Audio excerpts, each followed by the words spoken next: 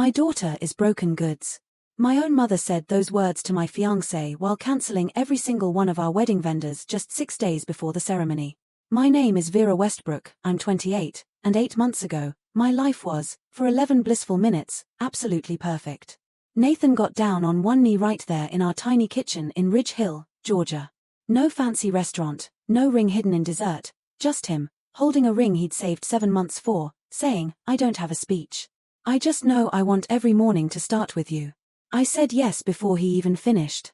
We sat on the kitchen floor, my back against the cabinets, his arm around me, and I just kept turning my hand, watching the small diamond catch the light. For those 11 minutes, the world was exactly right. Then my phone rang. "Mom." I picked up, still smiling.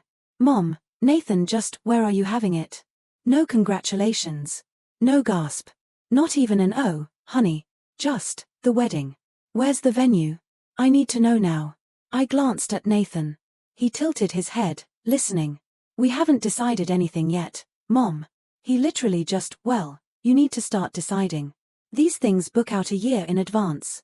I'll handle the calls. Now, I need to explain something about my mother. My entire life, every single decision I ever made had to pass through her first. Which college? Which major? Which apartment? When my father died, I was 19. She pulled me close at the funeral and whispered, "It's just us now.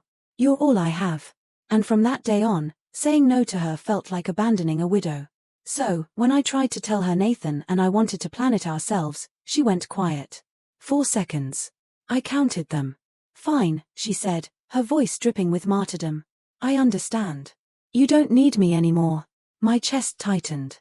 The old guilt, the one she'd installed like software when I was a child, booted up instantly. "No. Mom, of course I need you. I want you to help." I heard her exhale, satisfied. Nathan watched me from across the kitchen.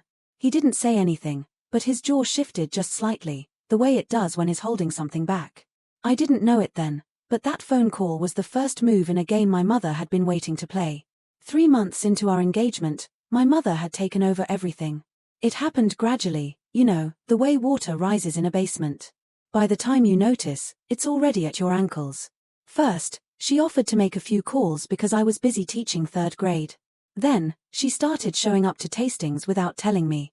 Then, she changed my contact info on the florist's account to her own number. I wanted wildflowers, sunflowers, lavender, baby's breath, loose and messy and alive. My mother ordered white roses. "For elegance," she said. "You'll thank me." I wanted barbecue. Pulled pork, cornbread.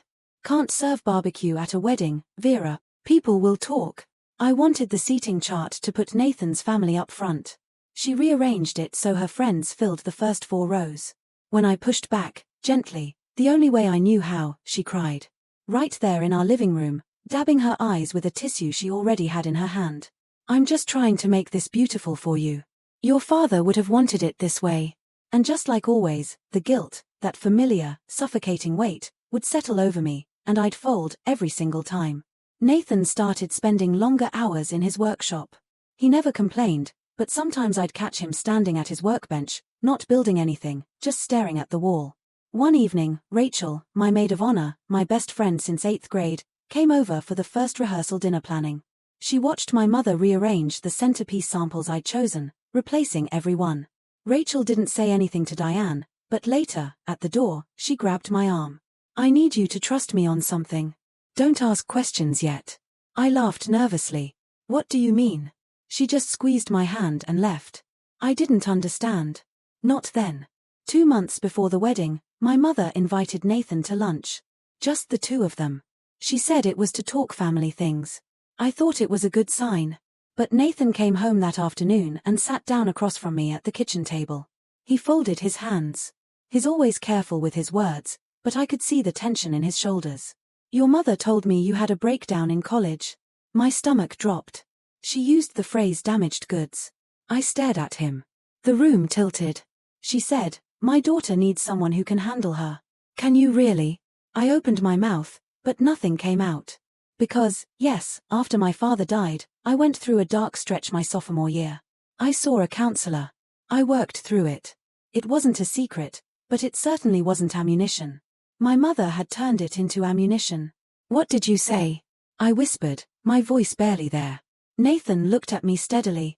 I said, I don't see damage. I see someone who survived. Something cracked open in my chest. Not pain. Something warmer. She left after that, he said.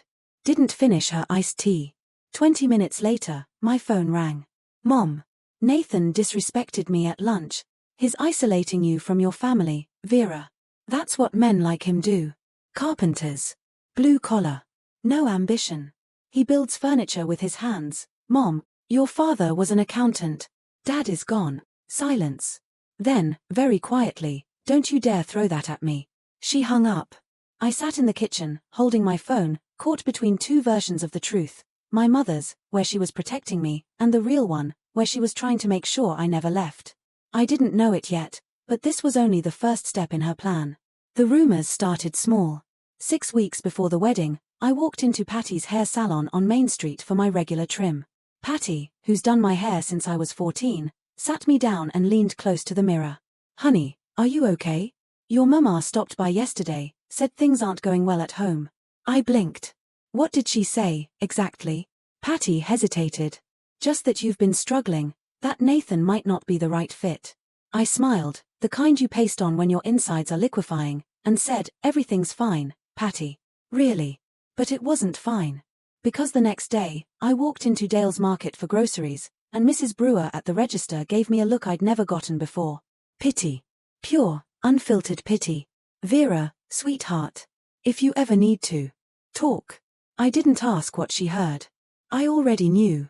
Ridge Hill has a population of 4,000. In a town this size, a rumor doesn't travel. It teleports. Within 48 hours, my mother had seeded every coffee counter and church parking lot with the same story: Vera is fragile. Nathan is a mistake. The wedding shouldn't happen. I started feeling it everywhere. The sideways glances at the post office. The overly gentle tone from parents at school pickup. People treating me like I was made of wet paper. That Thursday evening, my phone buzzed. A text from Rachel. Don't react to anything your mom does this week. I mean it. Trust me. I stared at the screen. What did Rachel know that I didn't? I typed back, you're scaring me. 3 dots appeared, then disappeared, then appeared again. Good. Scared means you're paying attention. She didn't explain further. And for reasons I still can't quite articulate, I didn't push. Something was moving under the surface. I just couldn't see it yet. 5 weeks out. My mother called Gloria Cole. But I didn't find out about it from Gloria. I found out from Nathan, who found out from his mother, who called him at 9 o'clock on a Saturday morning. Her voice was tight and careful. Nathan, is there something about Vera I should know? Nathan put the phone on speaker so I could hear. Gloria continued, Diane called me last night. She said Vera has a history of, she used the word, episodes. She said Vera needed psychiatric treatment in college and that she worries about her stability. My hands went cold. She told me you should know what you're getting into, and that Nathan, I'm just repeating what she said, she called Vera emotionally volatile. I watched Nathan's face. His expression didn't change, but a muscle near his temple tightened. Mom, he said. Vera saw a counselor after her dad died. That's it. Diane is twisting it. Gloria paused. I believe you, honey. But she was very convincing. She cried. Of course, she cried. After Nathan hung up, he turned to me. For the first time, I saw something in his eyes that wasn't just patience. It was clarity. Your mother is not trying to protect you, Vera. She's trying to own you. I knew he was right. I'd known for years, maybe, but hearing it out loud, in our kitchen on a Saturday morning with sunlight on the floor, it sounded different. It sounded true. Don't fight with your mom over this, I told him. That's exactly what she wants. He nodded, but his jaw was set. That night, lying in bed, I realized something. My mother wasn't just trying to stop a wedding. She was trying to dismantle every relationship I had, one phone call at a time. And she was running out of people to call. Here's what nobody tells you about weddings. The money disappears before the first dance even starts. Nathan and I had saved for 3 years. $18,000 pulled from teacher paychecks and early carpentry commissions. Skipped vacations, a used car instead of a new one. Every dollar earmarked. Florist, $2,200. Caterer, $4,800. Venue deposit, $3,500. DJ, photographer, rentals, cake. The rest fills in fast. Most of those vendors have a 30-day cancellation policy. We were now inside that window. If the wedding didn't happen, we'd lose almost everything. I sat at the kitchen table one evening, our budget spreadsheet open on my laptop. Nathan was across from me, sanding a chair leg by hand, because the noise of the power sander bothered our neighbor's dog. If we had to walk away right now, I said, how much do we lose? He didn't look up. Most of it. We can't afford to lose most of it. I know, $18,000. 3 years of packing lunch instead of buying it. 3 years of Nathan working weekends. That money was supposed to be our start. A down payment fund, a safety net, a future. And right now it was sitting in contracts controlled by a woman who thought my happiness was a threat to hers. I closed the laptop. I pressed my palms against my eyes. If I don't do something, I said, more to myself than to Nathan, I lose the money. I lose face in front of 200 people. I lose your trust. I lower my hands, and I lose myself. Nathan put down the sandpaper. You won't lose me. I know. Then we figure it out. I nodded. But sitting there in the quiet of our kitchen, I thought, this is the bottom. This is as bad as it gets. I was wrong. 7 days before the wedding. A Monday. I was grading papers at my desk during lunch when I decided to call the florist. Just a quick confirmation. Routine. The phone rang twice. Magnolia Florals. This is Dawn. Hi, Dawn, it's Vera Westbrook. Just checking in on our order for Saturday. A pause. Too long. That order was cancelled 3 days ago. The pencil in my hand stopped moving. Excuse me. Your mother called. She said the wedding was off. I hung up. My fingers were shaking, but I dialed the caterer. Miss Westbrook. Yes, we received the cancellation Thursday. Your mother said I hung up again. I called the venue. I'm sorry, Miss Westbrook. Mrs. Diane Westbrook called and cancelled the reservation. She said the family had decided I didn't let her finish. I sat at my desk, staring at my phone, and I felt the ground beneath me dissolve. Not crack. Dissolve, like sand under a wave. I called my mother. She picked up on the first ring, as if she'd been waiting. Mom. You cancelled my wedding. I cancelled a mistake. That was not your decision. Everything about you is my decision, Vera. I gripped the edge of my desk. I raised you, she said, her voice flat and even. I fed you. I buried your father alone. This wedding, Vera, it's mine to give or take. Something shifted inside me. Not anger, not yet. Something colder. Something that had been sleeping for 28 years and just opened its eyes. No, I said. It isn't. I hung up. My hands were still shaking, but my voice was steady. And that surprised me more than anything my mother just said. The room was very quiet. 22 third graders were at recess, and I was sitting alone with the wreckage. I don't remember driving home. I just remember the kitchen floor, the cold of the tile through my dress, the way the afternoon light made a rectangle on the wall that moved so slowly, it felt like time had thickened. I wasn't crying. That's the strange part. I was just sitting there, my back against the dishwasher, my bag still on my shoulder, staring at nothing. Nathan found me like that when he came in from the workshop, sawdust on his forearms. He looked at me and didn't ask what happened. Not yet. He just sat down next to me on the floor, close enough that our shoulders touched. 10 minutes passed, maybe 15. The refrigerator hummed. She cancelled everything, I said finally. Every vendor. All of them. He didn't flinch. When? 3 days ago. Behind my back. His hand found mine. His palm was rough and warm. She told me this morning it was hers to give or take. I said, the wedding. Our wedding. She said it belongs to her. Nathan was quiet for a moment. Then, we'll figure this out. 7 days, Nathan. No florist, no caterer, no venue, no money for replacements. I know. My mother wants me to live in a cage, I said, the first time I'd ever said it out loud. Nathan pulled out his phone. I'm calling Rachel. He dialed. Rachel picked up. Nathan gave her the short version, vendors cancelled. Diane responsible. 7 days. Rachel listened. I could hear the silence on her end. Not the silence of shock. The silence of intense thought. Don't call any vendor, Rachel said. Don't call your mother. I need 48 hours. That same night, After I'd fallen into something that wasn't quite sleep on the couch, Nathan's phone rang. He was in the kitchen. I heard him answer. Heard his voice drop low. I didn't move. Later, much later, he told me what happened. My mother called him at 10:47 p.m. She had a breakdown in college. Did she tell you the full story? Nathan said nothing. She couldn't get out of bed for 3 weeks. She missed finals. I had to fly up and bring her home. Still nothing. She can't handle stress, Nathan. She'll fall apart. You'll be the one picking up the pieces. He let her talk. Walk away now, she said. Save yourself. You seem like a decent man, but don't let her ruin your life. Nathan reached across the counter and tapped a button on his phone. Record.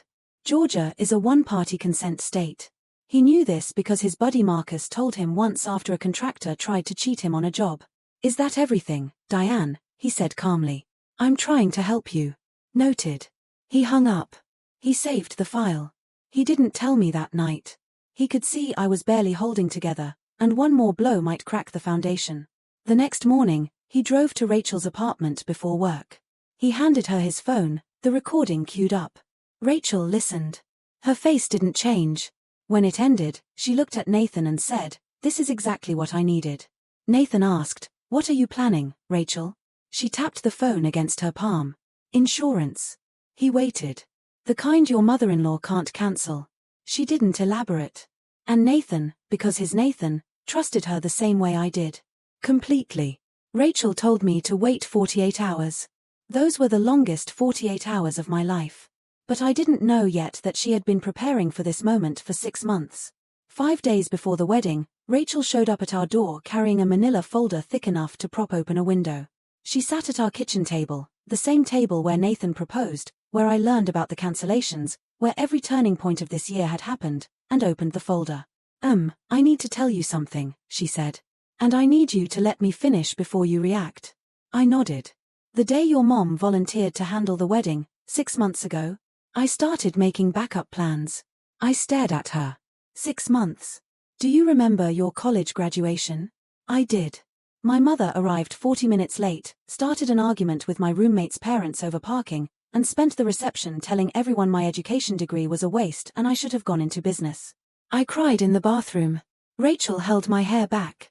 "I made a promise to myself that day," Rachel said. "She would never ruin another milestone for you." She pulled out a printed contract. Elmwood Garden Estate, a private garden property 12 minutes from downtown Ridge Hill, owned by a woman named June Whitfield, a friend of Rachel's from event planning. The contract was signed, Rachel Westbrook, dated 6 months ago. A $2,000 deposit. Rachel's own money. "You spent your own money?" My voice cracked. "You'd do the same for me." I looked at the date on the contract. 6 months. She started this the same week my mother took over the vendor calls. Rachel saw it coming before I did, before anyone did. Nathan leaned against the counter, arms crossed. He was staring at Rachel like she'd just walked through a wall. "I didn't do this because I hate your mother," Rachel said. "I did this because I love you." I didn't have words. I just had tears. And for the first time in months, they weren't the sad kind. Rachel flipped through the folder like a general briefing a war room. Florist. Sandy's blooms out of Carterville. Wildflowers, sunflowers, lavender. She looked at me. "Exactly what you originally wanted." I pressed my hand over my mouth. "Caterer. Big Jim's Smokehouse. Pulled pork, cornbread, brisket, sweet tea, and mason jars." Nathan let out a short laugh, the first one I'd heard from him in weeks. "DJ is my friend Marcus. Photographer. My coworker Lena, she shoots weddings on the side. Total backup cost, $6,500. I've covered it. You pay me back whenever." I shook my head. "Rachel, that's not negotiable." She moved on. "Guest list. I pulled the original list you shared with me when you first got engaged, before your mother took over communications. All 200 names, phone numbers, emails. I have a separate contact database for every single one." She explained the plan. The morning of the wedding, she'd send a mass text and make personal calls to the 15 most important guests, Nathan's family, my Uncle Tom, closest friends. The message, venue, has been upgraded. New address arriving by 3 p.m. She'd frame it as a surprise. "And my mother?" I asked. Rachel met my eyes. She gets the original address. Only the original address. The room went quiet. I also called someone else, Rachel said, her voice careful now. Maggie Coulter, WRDG-TV. The local news. Local interest piece. Best friend saves wedding. A community love story. Maggie didn't know the details about my mom. She just knew it was a feel-good segment. I hesitated. A camera crew felt like a step I couldn't take back. Rachel read my face. You don't have to decide now. But Vera, your mother put this on Facebook, remember? She made it public first. This is just the truth catching up. Part of me felt guilty. The other part, the part my mother had been silencing for 28 years, felt something I hadn't felt in a long time. Relief. I didn't sleep that night. I lay in bed, Nathan breathing slow and steady beside me, and I ran the film of my life backward. Every birthday my mother made about herself. The year she announced her hip surgery at my sweet 16. Every achievement she diminished. Teaching is nice, but it's not a career. Every boyfriend she drove away before Nathan, calling each one not good enough until I believed I was the problem. And my father.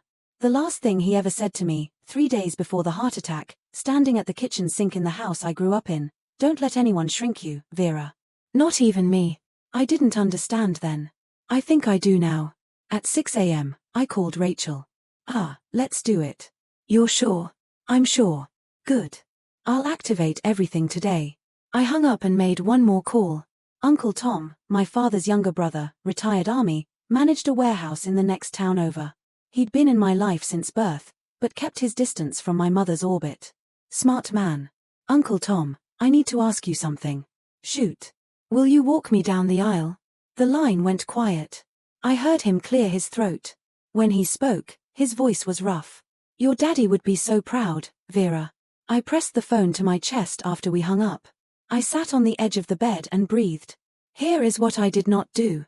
I did not call my mother. I did not explain. I did not beg. I did not negotiate. For the first time in 28 years, I chose silence. Not the silence of submission. The silence of someone who had finally decided. 4 days until the wedding, and my mother still thought she'd won. I've thought about it a lot since then. Why my mother did what she did. Was it hate?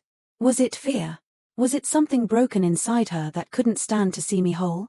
I still don't have a perfect answer, but I'm curious. If you found out your own mother had cancelled your entire wedding, what would you do?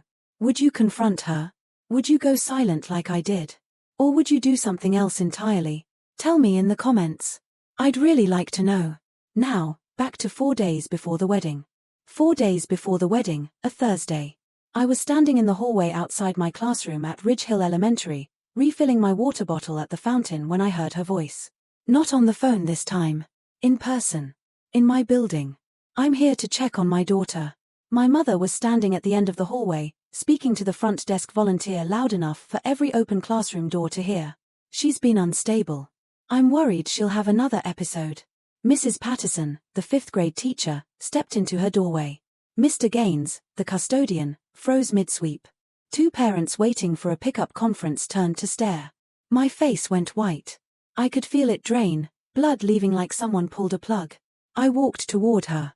Steady steps. My sneakers squeaked on the linoleum. Mom. This is my workplace. Please leave. She pivoted to face me, and her expression shifted. Hurt. Wounded.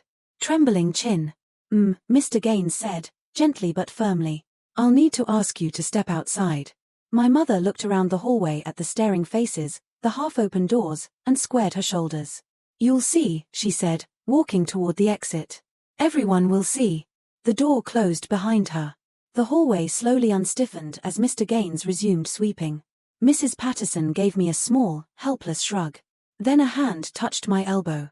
Mrs. Daniels, 62, taught at this school for 30 years, reading glasses on a beaded chain. She leaned close. Honey, my mother was the same. Don't let her win. 5 words from a near stranger. And they held me up for the rest of the day. 2 days before the wedding. The rehearsal dinner at Gloria Cole's house. A cozy ranch-style home with a wraparound porch and string lights Nathan hung last summer. About 30 people, Nathan's family, a few close friends, Rachel, Uncle Tom. Fried chicken, potato salad, Gloria's famous sweet potato pie. The mood was warm, nervous, hopeful. My mother was not invited. She came anyway. I heard her car door at 7:15 p.m. She walked up the porch steps carrying a bottle of wine and a smile that didn't reach her eyes. Gloria opened the door, startled. "Diane, we weren't expecting. I'm the mother of the bride." She stepped inside. The living room went quiet.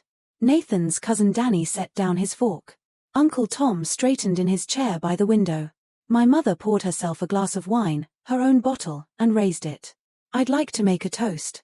Nobody stopped her. That's how she operates. She counts on politeness. "I just hope Nathan knows what he's signing up for." A murmur. This marriage lasts longer than her attention span. The room was a held breath. Gloria stood. Her voice was iron wrapped in velvet. "Diane, that's enough." My mother took a sip, set the glass down, looked around the room at 30 faces staring back at her. "I said what I said." She walked out.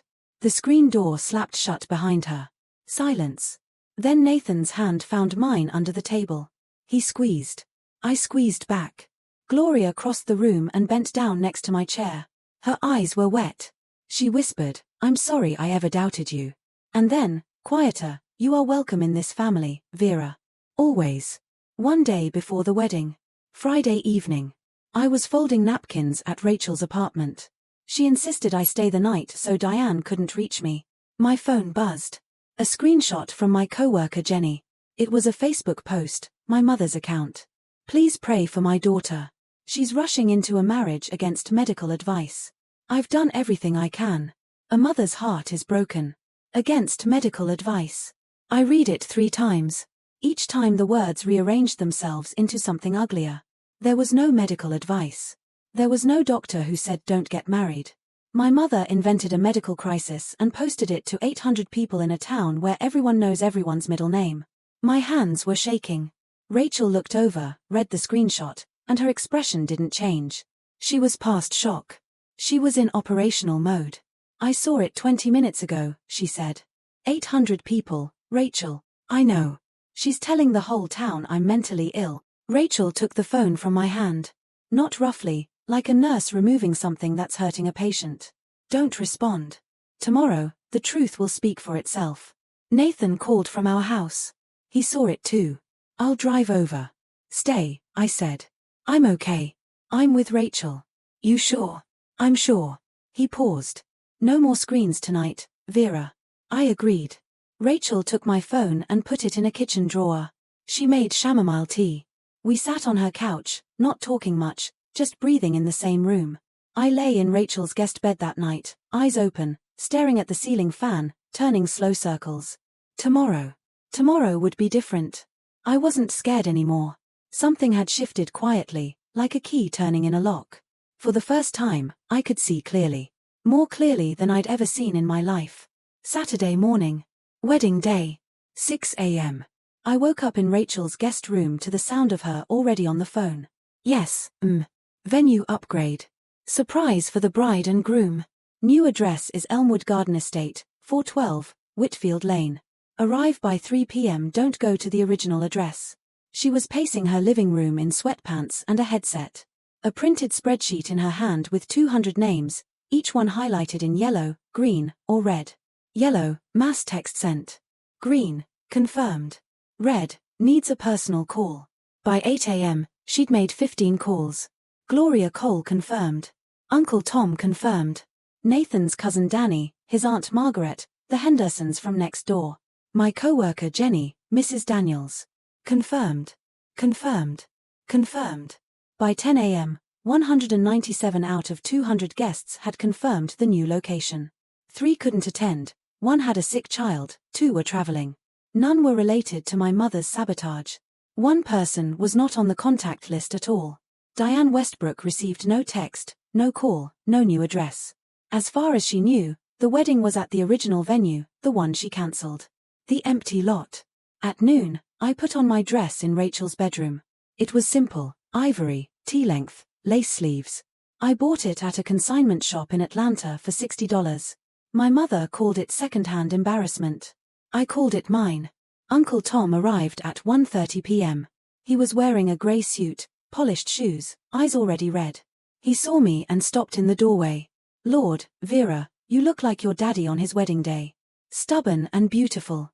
Rachel checked her watch, checked her list. She looked at me. Ready? I smoothed my dress. I took a breath. I've been ready for 28 years. For the first time, my wedding felt like mine. Elmwood Garden Estate sits at the end of a gravel lane lined with pecan trees. There's a white wooden gate, open wide. Beyond it, a rolling lawn edged with wildflower beds, sunflowers, lavender, baby's breath. The flowers I chose, the flowers my mother erased. Rachel brought them back. Fairy lights were strung between two ancient live oaks, swaying just enough to make the light shimmer. Wooden chairs lined a center aisle. Chairs Nathan built himself over the last year. One every weekend, stacked in his workshop, where I thought he was just staying busy. He was building our wedding without me knowing. The barbecue pit was already going. Big Jim himself, in his denim apron, tended the smoker. Pulled pork, cornbread, sweet tea, and mason jars, just like I dreamed. Guests started arriving at 2:30. They stepped through the gate and stopped. Almost every one of them stopped. Some pressed their hands to their chests. Some laughed in disbelief. Mrs. Henderson whispered to her husband, "This is better than the original." Gloria Cole walked in, saw the wildflowers, saw the hand-built chairs, saw the fairy lights catching the Georgia afternoon sun. She found me near the garden trellis and wrapped her arms around me. Tight. Real. This is what your wedding was always supposed to look like. Maggie Coulter from WRDG-TV arrived quietly with her cameraman. They set up off to the side, unobtrusive, professional. Rachel briefed them, a heartwarming story about friendship and community. That's all they needed to know for now. Old Mrs. Freeman, my neighbor since childhood, 81 years old, Sunday hat and all, found me and took both my hands. "Your daddy is watching, sweetheart." I know it. I believed her. 200 chairs. 197 guests. And the only person missing was the one who tried to make sure none of this would exist. 3 o'clock, the afternoon light turned gold. Uncle Tom took my arm at the end of the aisle. His grip was firm, military firm, but his hand was trembling. "Slow steps," he murmured. "Make it count." The music started. Not a grand orchestral piece, just a guitar. Rachel's friend Caleb, sitting on a stool under the live oak, playing a finger-picked version of the song Nathan and I danced to on our first date. Sawdust still on the floor. I stepped forward. 200 faces turned. Some were smiling. Some were already crying. Gloria Cole held a tissue to her nose. Mrs. Daniels nodded at me from the third row. Small, steady, certain. Nathan stood at the end of the aisle. His hands were clasped in front of him. His eyes were red, and he wasn't hiding it. He'd never hidden anything from me. As Uncle Tom delivered me to Nathan, shook his hand, and said, "Take care of her or answer to me," Nathan nodded. "Yes, sir." The officiant, Nathan's college friend, David, ordained online last month specifically for this, kept it simple. Short readings, no sermon. Then the vows. Nathan went first. His voice broke once on the word home. My turn. I didn't read from a card. I looked at him and said what I'd been holding for months. "I choose you not because I need to be saved, but because I finally know I deserve to be loved without conditions." The garden went quiet, even the birds, it seemed. I don't need permission to be happy. Not from anyone. Not anymore. Nathan's hand found mine. The officiant pronounced us married. We kissed under the live oaks, and the fairy lights swayed. And 197 people rose to their feet. The sound of their applause filled the garden like a wave. And somewhere, 12 minutes away, an empty lot waited in silence. At 3:01 p.m., 12 minutes away. I learned the details later, pieced together from Uncle Tom, from the security guard, from Maggie Coulter's footage. My mother drove to the original venue at 2:45. She parked her silver sedan, the one she always kept spotless because appearances matter, and stepped out in a navy blue dress and pearl earrings. She wasn't dressed for grief. She was dressed for victory. She walked toward the lot. It was empty. No tent. No chairs. No flowers. No caterer. Her cancelled vendors. The empty venue. Her daughter's dream erased. In her mind, the story ends here, with Vera humiliated, crawling back, needing Mama again. Then she looked around. No cars. No guests arriving. No confused relatives milling about. No one weeping on their phone. No one at all. The smile faded, and she pulled out her phone and called me. It rang 5 times and went to voicemail. She called Rachel. Voicemail. She called Gloria Cole. Voicemail. She scrolled through her contacts and called Nathan's cousin Danny. Voicemail. Mrs. Henderson. Voicemail. Jenny from my school. Voicemail. 7 calls. 8. 9. Not a single answer. She stood in the middle of that empty lot. Phone pressed to her ear, turning in a slow circle. The sun was hot. The cicadas were loud. And she was completely, utterly alone. I tried to imagine what that moment felt like for her. The exact second she understood. The second the smile dropped and the realization landed like a stone in still water. She came to watch me break. Instead, she stood in an empty field, calling number after number, and no one answered. Someone answered eventually. A distant cousin of Nathan's, Bev, 74, hard of hearing. Probably didn't understand the "Don't Tell Diane" memo. She picked up on the 6th ring. "Oh, Diane, didn't you get the message? Weddings at Elmwood Garden now. Pretty place out on Whitfield Lane." My mother hung up without saying goodbye. 25 minutes later, she must have broken every speed limit in Ridge Hill. Her silver sedan crunched up the gravel lane at Elmwood Garden Estate. She saw the white gate, the fairy lights through the trees. She heard the music, the laughter, the clinking of glasses, and the smoky sweetness of barbecue drifting through the Georgia air. And she parked. She walked to the gate. Her heels sank slightly into the gravel. A man was standing at the entrance. Kyle, Rachel's friend, 6 feet 2 inches, calm-faced, holding a clipboard. He'd been briefed. "Good afternoon, May I see your invitation?" My mother straightened. "I'm the mother of the bride." Kyle looked down at his list. He scanned it carefully, top to bottom. He looked up. "I'm sorry, Your name isn't on the guest list." My mother stared at him. Her mouth opened, then closed. "There must be a mistake." "No mistake, I've checked twice." Through the gate, she could see the chairs, the wildflowers, the mason jars, the guests laughing. She could see the back of my dress. She could see Nathan's arm around my waist.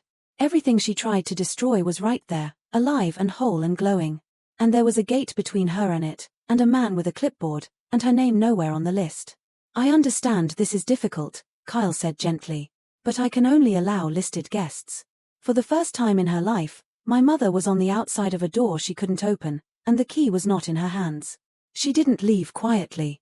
I pieced this together from Maggie Coulter's footage, which I watched only once, 2 weeks later, and never again.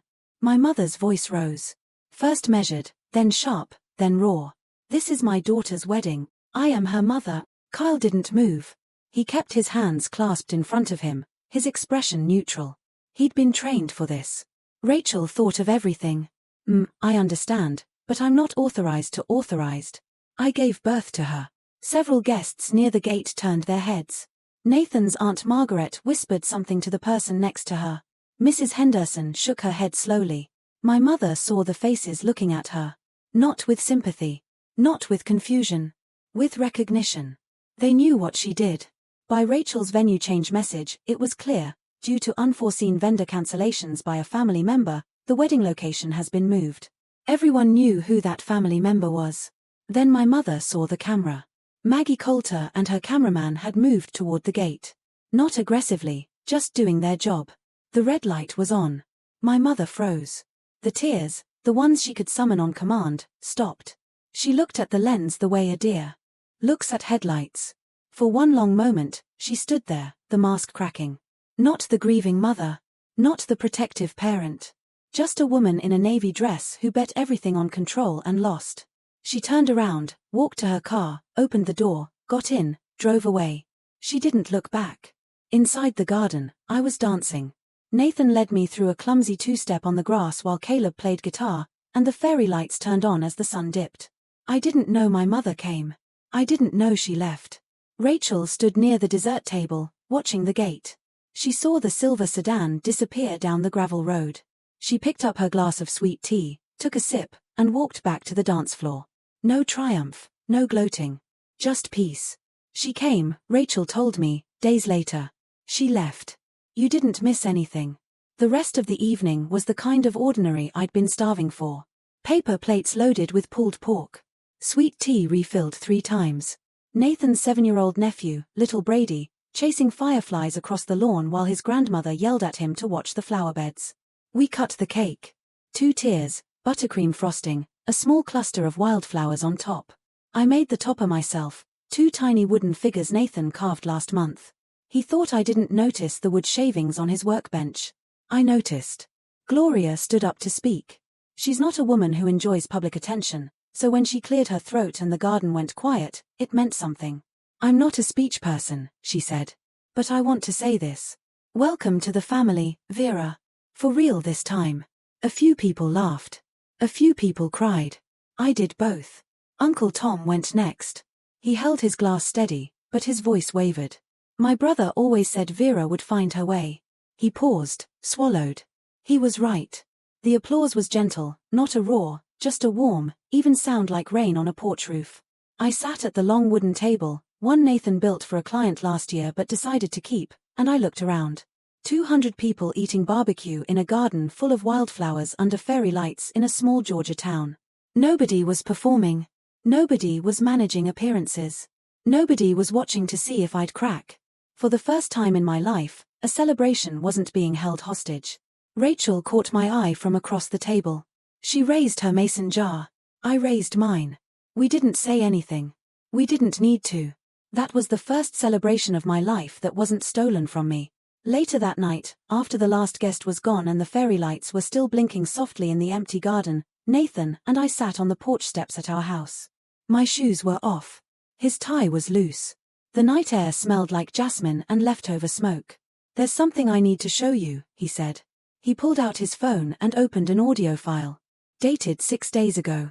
10:47 p.m. I didn't play this for you before because you were already breaking. He pressed play. My mother's voice filled the dark porch. She had a breakdown in college. Did she tell you the full story? She can't handle stress. She'll fall apart. I kept listening. Walk away now. Save yourself.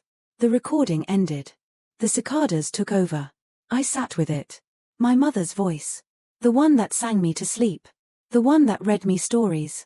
The one that told me I was too fragile, too broken, too damaged for anyone to love, hanging in the warm night air. I'm not damaged, I said. I never was. Nathan doesn't argue. He just waits. I want to send this to Maggie Coulter. He looked at me. Are you sure? My mother put it on Facebook first. She told 800 people I was mentally ill. She told the whole town my marriage was a mistake. I folded my hands. I'm not putting her on blast. I'm just letting people hear her real voice. Okay. And the vendor cancellations, the emails, the voicemails where she pretended to be me. Rachel has all of those. Nathan nodded. This isn't revenge, I said, as much to myself as to him. This is just the truth. Without her editing it. He put his arm around me. The porch light flickered. Somewhere down the road, a dog barked twice and stopped. I'm not doing this to hurt her. I am doing this so she can never rewrite the story. The next morning, Sunday, I sat at the kitchen table with a blank sheet of paper and a pen. Not an email.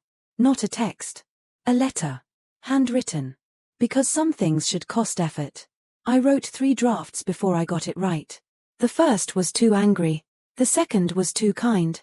The third was honest. Mom, I love you. I need you to know that first, because the rest of this letter will be hard to read. You cancelled my wedding. You told my fiancé I was damaged goods. You told the town I was mentally ill. You told his mother I was unstable. You came to my workplace and implied I was having a breakdown in front of my colleagues. You posted on Facebook that I was marrying against medical advice. That was a lie. I don't hate you for any of this, but I can't pretend it didn't happen. I think you're afraid. I think you've been afraid since Dad died. Afraid of being alone. Afraid of losing control. And afraid that if I build my own life, there won't be room for you in it. There is room. There will always be room. But not like this. I need distance. I don't know for how long. When you're ready to talk, really talk, without guilt, without tears used as weapons, without trying to control the conversation, I'll be here. But the door opens from my side now. Not yours. I love you, Mom. But love without boundaries isn't love. It's captivity. Vera. I folded the letter. I put it in an envelope and I wrote Diane Westbrook on the front. I drove to Uncle Tom's house and handed it to him. He read it standing in his doorway. When he finished, He folded it carefully and looked at me. Your father would have written the same thing. He delivered it that afternoon. I didn't ask how she reacted. I wasn't ready to know. 1 week after the wedding, Maggie Coulter's segment aired on WRDG-TV. The piece ran 4.5 minutes during the 6 o'clock news. The angle. Maid of honor saves best friend's wedding after family sabotage, a Ridge Hill love story. Maggie kept it tasteful. She didn't name my mother directly. She said a family member cancelled all wedding vendors 1 week before the ceremony. She showed footage of the garden, the wildflowers, the fairy lights, Nathan, and me dancing. She interviewed Rachel, who said simply, when someone you love is in trouble, you don't wait for permission to help. She didn't need to name Diane. But in a town of 4,000, subtraction is identification. If the mother of the bride isn't in the wedding footage and a family member did the sabotage, everyone does the math. Within 3 days, I heard the ripples. Diane's post, the one about medical advice, got screenshot and shared across half the town before she could delete it. By the time she did, it was too late. People were placing it side by side with Maggie's report. The Ridge Hill Women's Auxiliary, where Diane had held a board seat for 6 years, sent her a polite email. We think it's best if you take a leave of absence while things settle down. At Patty's hair salon, Patty herself told Diane during her appointment, Diane, I heard what happened. I think you should talk to someone, a professional. Neighbors stopped waving from their driveways. Invitations to Sunday potlucks stopped arriving. The phone calls tapered off. My mother's currency in Ridge Hill was always reputation. The devoted widow, the sacrificing mother, the woman who held it all together. That currency was now worthless. A woman on the town's Facebook group wrote what everyone was thinking. I always thought Diane was a devoted mother. Turns out devoted and controlling look the same from the outside. I heard about the next part from Uncle Tom, who checks on my mother because despite everything, she's still his late brother's wife. And Tom is the kind of man who doesn't abandon people, even when they've earned it. Diane called him on a Wednesday night, 2 weeks after the wedding. She was crying. They turned my daughter against me. Tom didn't sugarcoat it. Nobody turned her, Diane. You pushed her. She's my child. I have a right, you have a right to love her. You don't have a right to own her. She hung up on him, called back 20 minutes later. Calmer, trying a different angle. Diane, Rachel manipulated the whole thing. She poisoned Vera against me. Rachel saved a wedding you tried to destroy. Silence. Tom tells me she calls a few of her old friends from the Women's Auxiliary. She tells them she's been pushed out by her daughter and her daughter's controlling best friend. The narrative is familiar. Diane, the victim. Diane, the misunderstood martyr. But this time, nobody buys it. Everyone saw the Facebook post. Everyone watched Maggie's report. She needs help, Tom told me. Real help, not sympathy. Tom drove by Diane's house one evening and saw the lights on in the kitchen. Through the window, she was sitting alone at the table, looking at an old photo album, her wedding album. Her and my father, young, smiling, unbroken. He tells me this carefully, like he's not sure I want to hear it. I listen. I hope she gets help, I say. I mean it. Not because I've forgiven her, but because I know what it looks like when someone is drowning and too proud to call for a life vest. I tell Tom if she agrees to see a therapist, I'll go to 1 session of family counseling with her. 1. That's my offer. It's not forgiveness. It's a condition. And it's the most generous thing I can give right now. The money sorts itself out, mostly. Nathan and I contact the original vendors, the ones my mother cancelled by impersonating me.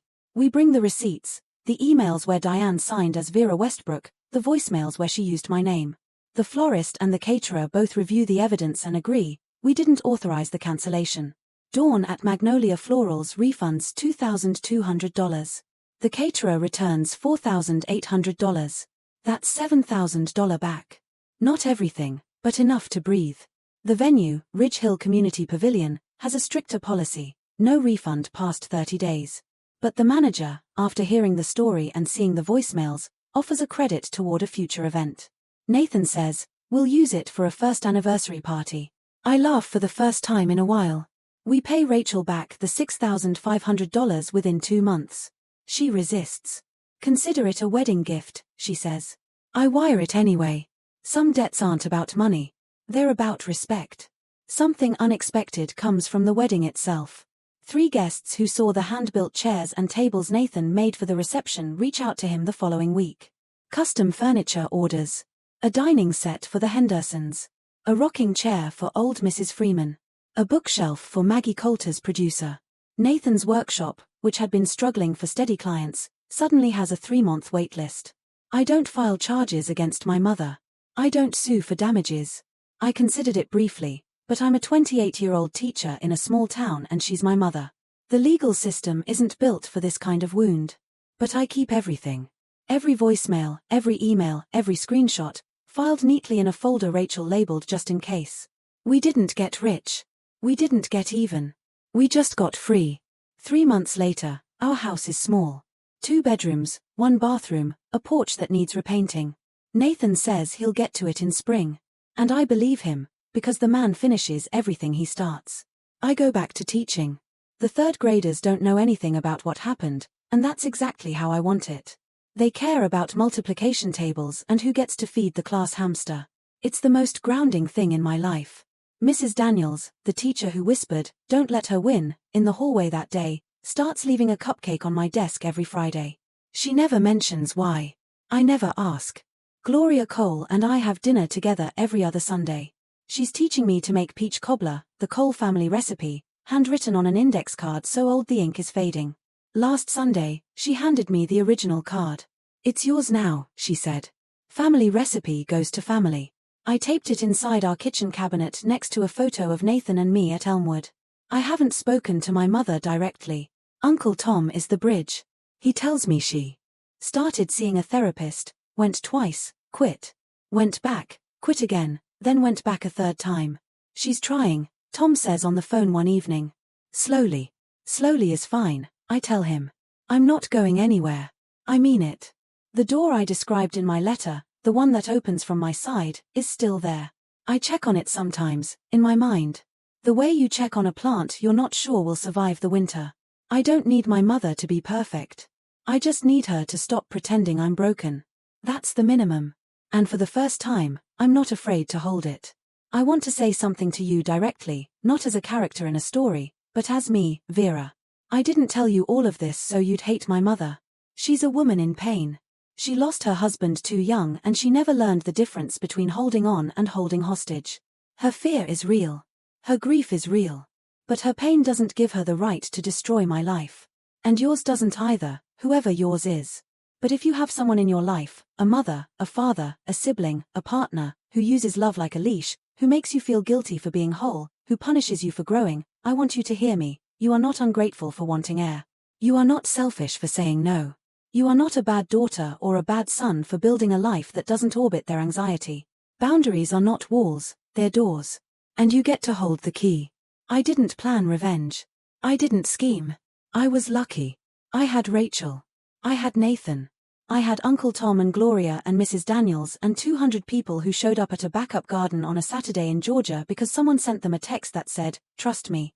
If you don't have a Rachel, if there's no one in your corner right now, then be your own Rachel. Make a plan. Not a plan for revenge. A plan for your future. A plan that protects the version of yourself your mother or father or whoever is trying to erase. You deserve to exist without permission.